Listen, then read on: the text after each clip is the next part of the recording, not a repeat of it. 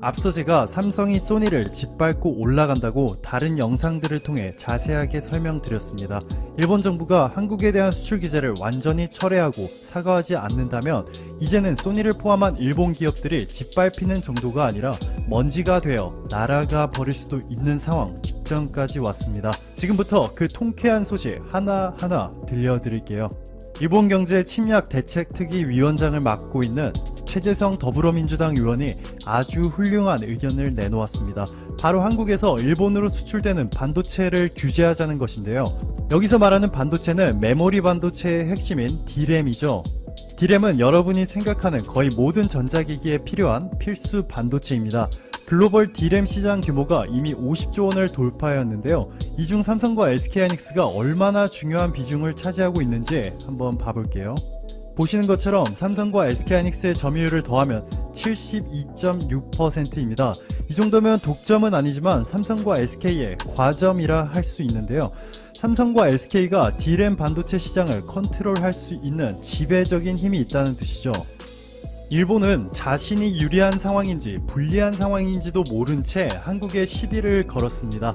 만약 삼성과 SK하이닉스가 일본에 D램 반도체를 주지 않으면 어떤 상황이 올까요? 자, 여기 한국의 핵심 수출 품목은 모두 아시다시피 반도체인 것을 확인하실 수가 있습니다. 여기 보시면 비중이 정말 어마어마하죠. 네, 하지만 이 반도체들을 어느 국가에 팔고 있는지 함께 보시면요.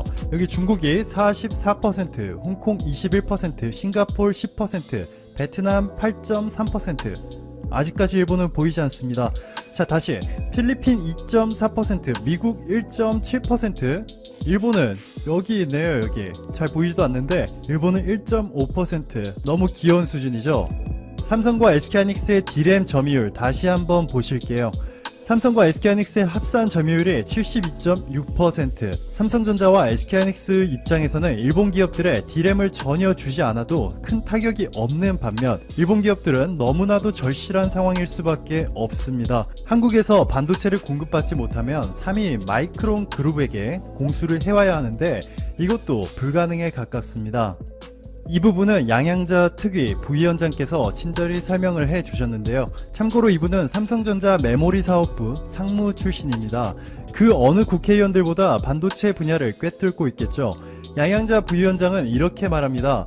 마이크론사 제품은 소니의 테스트도 통과하지 못했고 한국의 반도체 수출을 제한하면 일본 전자산업에 타격을 줄 수 있다.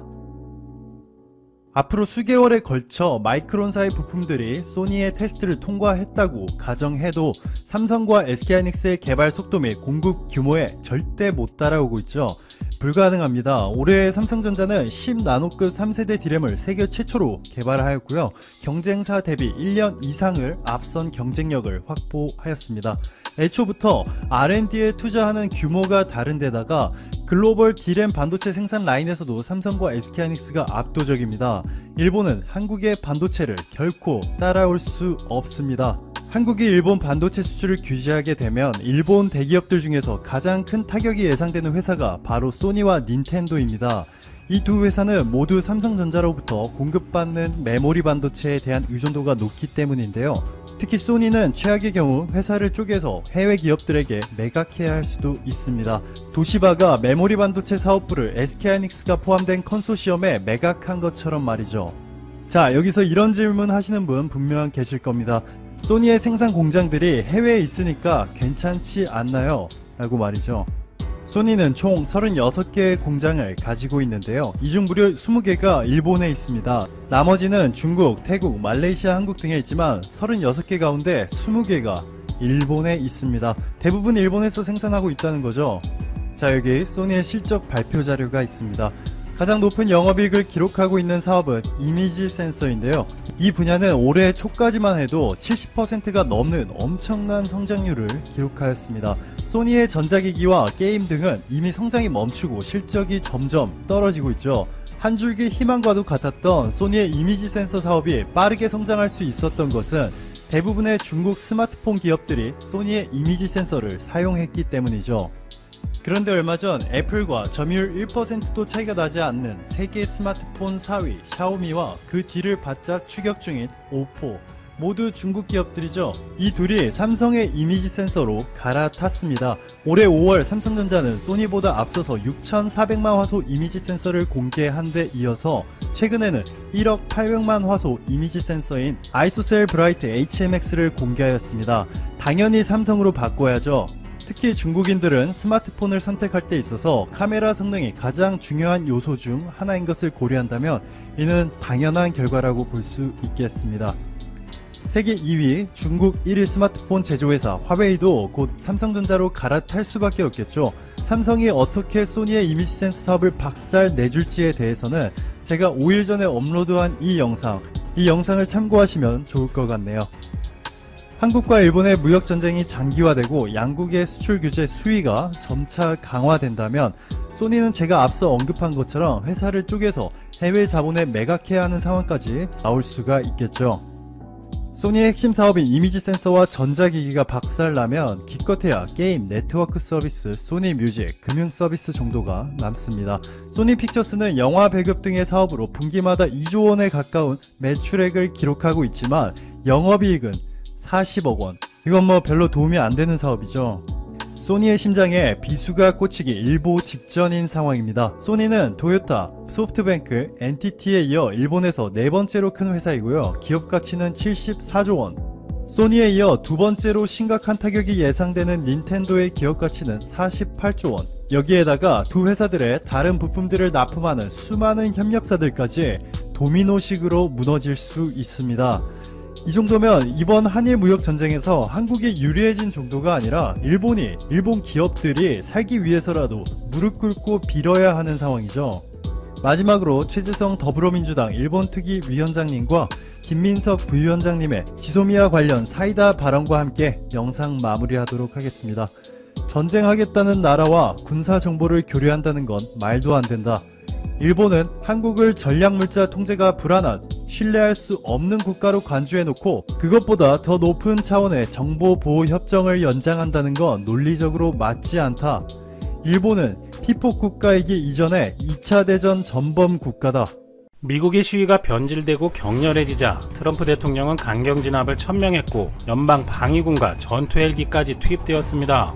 그런데 이 와중에 뜬금없이 미국에서는 한국 남자들의 극강의 전투력에 대한 전설적 사건과 이에 대한 찬사가 크게 회자되고 있습니다. 시위가 격화하는 가운데 펜실베니아주 필라델피아 일대의 한인 점포에서도 약탈 피해를 당하고 있습니다. 문제는 단순히 일탈한 시위대가 몰려들어 물건을 훔치는 수준이 아니라 트럭까지 세워놓고 조직적으로 물건을 싣고 날랐다는 것입니다. 현지 교민들에 따르면 50여 개의 한인 점포가 공격을 받았고 가장 집중적으로 당한 곳은 미용용품점으로 피해 점포는 30여 개 이상이라고 합니다. 필라델피아의 한인 운영 미용용품점이 약 100여 개라는데 피해 비율이 상당히 높아 보입니다. 현재까지 1,500만 달러의 피해가 추산된다는데 예를 들어 60-70평 규모의 대형 점포에서 물건이 하나도 남아있지 않을 정도로 약탈해 가기도 한 것으로 전해집니다. 필라델피아의 주방위군이 들어오면서 사태는 좀 진정된 것 같지만 한인타운엔 주방위군이 들어오지 않고 있어서 언제 또 피해를 당할지 불안한 상태라고 하네요. 한편 로스앤젤레스 한인타운에는 캘리포니아 주방위군이 전격 투입되었다고 합니다. LA 총영사관과 한인회에 따르면 주방위군은 1일 한인타운의 치안유지와 시위대의 한인 상점 약탈 등을 막기 위해 군병력을 전격 투입하기로 결정했고 무장한 군병력은 오후 들어 월셔대로의 코리아타운 주요 길목 곳곳에 배치돼 삼엄한 경계에 들어갔고 주방위군은 사태가 끝날 때까지 LA경찰과 함께 한인타운에 주둔하겠다는 입장을 한인단체에 알려왔고 LA 한인회 등과 LA경찰, LA시 관계자들과 온라인 간담회를 가졌습니다. LA경찰 등은 우리가 한인을 지킬 것이라며 한인 상점들은 걱정할 필요가 없다라는 입장을 밝혔다고 합니다. LA경찰과 주방위군 등에서 이렇게 LA 한인타운에 관심을 가지는 이유는 무엇일까요? 바로 1992년 LA 폭동 사태의 기억 때문일 것입니다. LA 경찰은 당시를 언급하며 그때와는 다르다. 우리가 이제는 한인들을 보호할 것, 한인들은 약탈과 방화를 막기 위해 자체 무장을 할 필요가 없다 라고 강조했습니다. 1992년 당시 한인들이 약탈자들로부터 자신들의 상점을 스스로 무장하고 지켰던 사건이 떠오를 수밖에 없었기 때문인 것으로 보입니다. 최근 미국에서는 이런 짤 내지는 밈이 유행하고 있는데요. 세계는 지금 바로 한국이 필요하다는군요. 장총과 담배를 문 모습이 인상적인데요. 이 그림은 두 사진을 재미있게 표현했네요. 10,000명 넘는 성남 폭도들과 지붕 위에 몇 명의 한국인들 누가 이길까? 뭐 이런 밈입니다. 이름하여 루프 코리안스. 인기 검색어에 등극하는 등 미국 폭동 와중에 전설의 한국인들이 다시 재조명되고 있습니다. 저 가주마켓이라는 간판도 유명한데요. 참고로 가주는 한자 가주라고 미국 교민들이 캘리포니아주를 한자로 표시한 것으로 남부 캘리포니아는 남가주 뭐 이렇게 많이들 불렀었죠. 미네소타는 예수와 루프 코리안스가 필요해. 북한 사람들 응 아니야. 남한 사람들 응 아니야. 루프탑 코리안스 예스. 이분들은 오 홍콩 영화 한 장면 같네요. 티셔츠들도 있어요. 싸움 또는 다이 1992 루프탑 코리안스를 조심해라 패치도 있고요. 루프 코리안의 가장 유명한 사진이죠. 루프 코리안스 모집. LA 폭동 당시 성공적으로 방어. 우리 상점의 폭도들은 오지 않는다. 이건 오버워치의 한국인 캐릭터 디바가 루프 코리안스로 변신한 스킨이랍니다. 이건 시위 이전에 올라온 게시물로 마트에서 휴지 사재기를 풍자한 것인가요? 이렇게 최근 미국 시위 이전부터 루프탑 코리안스는 유명한 밈이었습니다. 루프 코리안스를 이용한 스팀의 게임 모드도 있네요. 오 재밌겠는데요?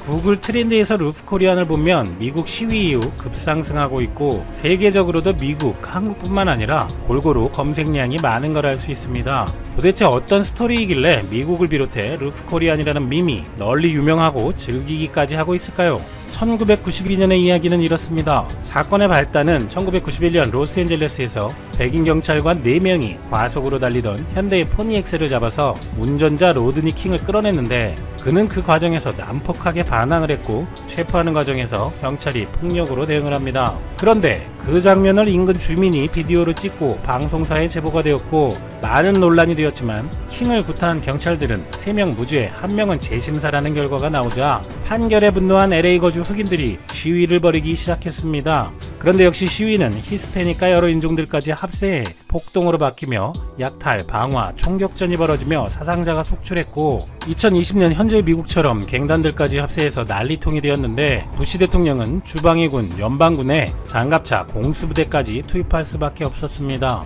사망자 55명, 부상자 2383명, 체포된 사람은 13,779명일 정도로 큰 사건이었습니다. 그런데 당시 폭동이 일어난 지점인 슬럼가와 한인타운은 인근에 있었는데 경찰은 백인 거주 지역으로 가는 길은 완전히 막았지만 한인타운으로 가는 길은 그대로 열어놔서 흑인들이 한인 지역으로 몰려가게 만든 결과가 나온 것입니다. 흑백 갈등이 원인이었는데 시위가 폭동으로 변한 뒤에는 현재 미국처럼 처음의 동기는 사라졌고 한인타운으로 폭도들이 몰려와 2,300여 개의 점퍼가 피해를 입었고 피해액이 최소 3억 5천만 달러에 달할 정도였는데 당시 사건 미국의 총 피해액이 7억 달러였던 것을 감안하면 한인 사회가 난데없이 피해를 뒤집어 써버린 것이고 30여 년 전 금액이니 현재로 환산하면 엄청난 액수일 것입니다. 물론 이전에 한인들과 흑인 사회의 갈등도 있었다고는 하지만 그것은 주 원인이 아니었는데도 일부 미국 언론들은 갈등의 원인을 한인들에게 돌리기까지 하기도 했었습니다. 참고로 모든 사건의 시발점인 로드니 킹이 현대 포니를 몰다가 체포되었고 로드니 킹이 강도질을 벌인 대상도 한국인이었던 걸 보면 우연한 악연은 있었던 것 같기도 합니다. 어쨌든 경찰과 주방위군 등이 지켜주지 않자 한인들은 피해가 심각해졌는데 일례로 한 총포상 점주는 일대에 경찰차가 4대나 있었는데 총소리가 나자마자 경찰들이 도망가서 솔직히 실망했다고 인터뷰할 정도였으니 말 다 한 거죠. 결국 한인들은 상점을 지키기 위해 자경단을 조직했고 지붕으로 올라가 폭도들과 공성전을 벌이며 이 전설이 시작됩니다. 가주마켓 직원들이 총격전을 벌이는 장면이 가장 유명합니다. 당시 증언에 따르면 가주마켓 김스전기라는 상점에는 직원들과 해병대 출신 친구들이 왔고 샷건과 반자동 소총으로 무장하고 시위대와 총격전을 벌였는데 당시 20대의 젊은 한인 청년들이 총을 들고 와서 도우려고 하자 이 해병대 출신 아저씨들이 웃으면서 다친다고 애들은 집에 가라고 했다고 하네요. 그도 그럴 것이 아무리 젊고 혈기가 있는 20대라고 해도 총기를 사용하며 목숨이 왔다 갔다 하는 실전 같은 상황에서는 완전히 다른 이야기이겠죠. 흑인 히스패닉 갱이라고 하면 알 수 없는 위압감도 들고 거기에 총까지 들였다면 아주 위험한 사람들일 것입니다. 그러나 그들이 모르고 있는 중대한 사실이 하나 있었으니 바로 대부분의 한국 남자들의 이전 직업은 군인이었다라는 것입니다. 당시 한인들은 이민 1세대도 많았기 때문에 대부분의 성인 남성들은 군복무 경험이 있었고 1992년은 한국전쟁 40년 후, 월남전 20년 후이니 가게를 지키던 당시의 40대 이상이라면 참전용사 출신들도 있었을 것입니다. 그런 사람들이 주축이 되어서 군대처럼 일사불란하게 체계를 만들고 옥상에서 총을 들고 강력하게 경비를 서는 모습을 보이자 폭도들은 깜짝 놀라서 접근하지 못했다고 합니다. 정규 군대에서 총기를 다루고 전투훈련을 3년간 받은 사람들, 더구나 월남전 같은 실전을 경험한 사람들이 군대식으로 체계적으로 주의를 한다면 아무리 흑형들이 그 피지컬이 좋고 총을 들었다고 해도 그들이 전투 연습을 한 것도 아니고 그냥 총 들고 가게 나타는 양아치들에 불과했을 테니 이 사람들은 우리가 맞설 상대가 아니구나, 차원이 다르구나 하는 생각이 금방 들었겠죠. 그리고 폭동 이후에 방송 카메라에 찍혔던 무기들 중에 민간인의 소유가 허가되지 않는 미니건, 각종 중화기들을 경찰이 회수하러 와서 보니 에어건, 즉 가짜 총이었다는데 일부러 헬기 카메라에 노출시켜서 폭도들에게 위압감을 주기 위해 옥상에 늘어놓은 것이고 진짜 총은 권총뿐이었다는 얘기도 있었습니다. 하지만 당시 박보석이라는 주얼리샵과 건샵을 동시에 운영했던 주인과 당시 참가자들의 인터뷰와 증언들에 의하면 모든 무기는 진짜였다고 합니다. 박보석이 먼저 털리자 빡친 사장은 자기 건샵에서 무기를 다 풀어서 한인들을 중무장시킨 상태였다고 합니다. M16, AK-47 등을 사용했다는 증언도 있고 사진으로 한국의 K1 기관단총이다, 아니다라는 의견들도 엇갈리는데 시사멘터리가 볼 때도 K1은 총신이 더 짧았던 것 같아서 K1은 아닌 것 같습니다만 아무튼 기관단총인 것은 맞는 것 같습니다.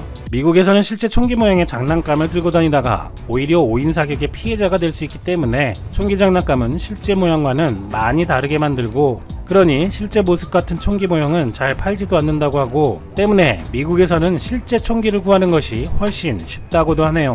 어쨌든 결과적으로 당시 한인 사회의 피해는 LA 폭동 전체 피해액의 절반일 정도로 컸습니다. 폭동 초기에 경찰과 방위군마저 백인 밀집 지역 위주로 방해하고 한인촌은 보호를 받지 못했고 미국 언론들도 폭동의 원인도 아닌 주순자 사건을 집중 보도하며 흑인들의 반감을 더 키웠고 일부 미국 정치인들까지 한국인들이 흑인 상권을 침해해서 그렇다는 어이없는 말까지 나온 결과 흑백 갈등이 한인들로 초점이 바뀌어 한인들이 희생양이 되고 말았던 것입니다. 이후 한인 사회에서는 미국인으로서의 권리를 위해 시민권을 더 많이 취득하고 정치인들에 대한 영향력도 확대하고 다른 소수민족들과의 교류도 활발히 했다고 합니다. 그런 변화의 결과가 현재 미국의 폭동 상황에서 경찰과 주방위군이 LA타운의 치안 유지를 위해 투입되는 결과로 이어진 이유 중에 하나라는 분석도 있습니다. 그때처럼 또 방치해버리면 분노한 한국인들의 전투력이 또 폭발해서 어떤 일이 생길지 모른다는 걱정을 한 것이 아닐까요? 하지만 일각에서는 미국 경찰이 한인들을 위해서 그러는 것이 아니라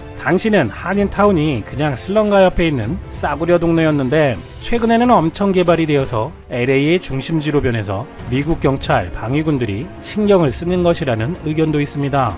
그리고 최근 미국에서 루프코리안을 다시 소환하는 것이 불편하다는 반응도 많습니다. 당시 백인과 흑인의 갈등 속에서 튄 불똥으로부터 한국인들은 스스로를 지키기 위해 불가피하게 택한 방법이었는데 루프코리아는 백인 우월주의자나 총기 사용의 정당성을 추구하는 미국 내 보수주의자들이 만들어낸 밈이고 흑인들이 폭동을 일으켜봤자 루프코리안 총 앞에선 꼼짝을 못한다는 의미의 저열한 인종차별로 쓰는 경우도 있다는 것입니다. 평화적 시위가 폭동과 약탈로 번지는 미국 사회. 100만 명씩 한 곳에 보이는 시위를 해도 평화적이고 혼란도 최소화하며 축제의 모습까지 보여주는 한국의 시위 모습이 해외에서도 많이 보도되기도 했었는데요. 미국 사회의 현재 모습은 많이 안타까운 상황입니다. 세계 한국의 K-POP, K-방역뿐만 아니라 K-시위도 도입이 시급한 것이 아닐까 생각되네요. 야, 진짜 한국이 대단한 이유가 이게 되네요. 타국의 시위도 국뽕이 됩니다. 트럼프 대통령은 한국 키트만 수입하지 말고 K-시위 좀 수입하세요.